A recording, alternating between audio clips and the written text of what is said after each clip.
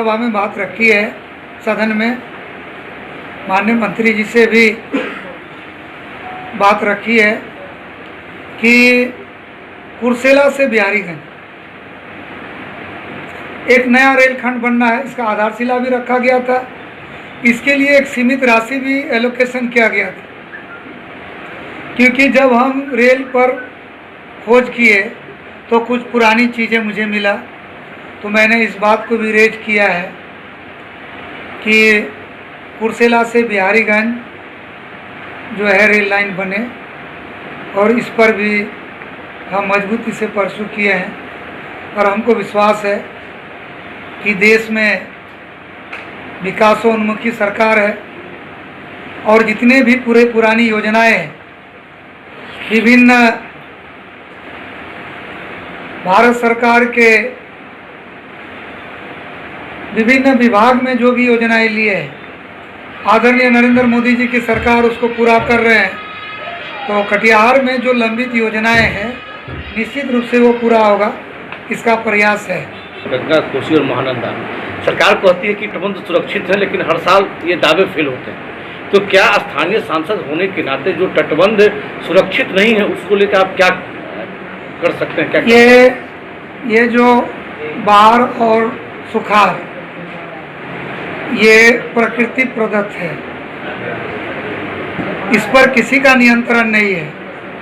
और मैं कटिहार की नहीं, पूरे बिहार की जनता, अभी 12 जिला में फ्लड है, बना हुआ तटबंध जो है टूट गया दरभंगा में, और इसका सामना लोग दृढ़ता से कर रहे हैं। और सरकार को पीड़ितों के लिए जो सरकारी प्रावधान है उसको कर रहा है, और सरकार सचेत है उसके लिए कर रहे हैं। बिहार कटिहार में तो माननीय मुख्यमंत्री जी 2017 में हुआ तो उस समय भी आए, इस बार भी कटिहार आए, स्वयं देखे।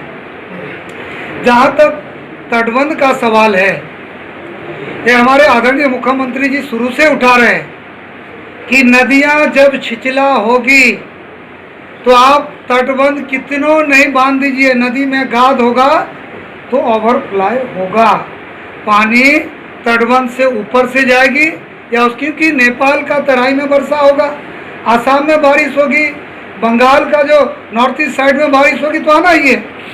तो ये होना है। एक तो फरक्का बैरेज के चलते नदी में गाद हो रहा है, हमारी पार्टी और हमारा नेता शुरू से उसके बारे में उठा रहे हैं कि फरक्का बैरेज के बारे में कुछ निर्णय हो। तो ये भी एक विषय है, नदी में गाद है उसके चलते उठता है, बांध टूटती है। लेकिन अभी जब मुख्यमंत्री जी आए थे तो महानंदा तटबंध और इस क्षेत्र की नदियों का फेज 7 में एक स्कीम आ रहा है, वो 900-950 करोड़ का, कि जितनी जो महानंदा सहित जो नदियां हैं, अब जैसे कदुआ का बेसमेंट के भीतर में जो पंचायत है, तो अब नदी के 500 मीटर अंदर उसको छोड़ करके एक नया बांध का कंसेप्ट चल रहा है। उस पर विचार, तो उसके लिए राशि भी एलोकेशन है, तो उसकी तैयारी चल रही है।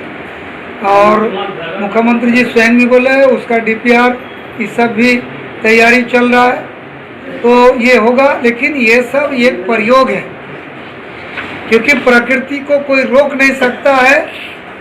उसका एक कितनों कर लीजिए अस्थायी समाधान है। बारिश को हम नहीं रोक सकते हैं, आंधी और तूफान को नहीं रोक सकते हैं, लेकिन मानव द्वारा मानव सृजित हम कितना उसका अधिक से अधिक उसको रोकथाम कर सकते हैं, अपने आबादी को कितना बचा सकते हैं, इसका एक बड़ी तैयारी चल रही है। ATN Live।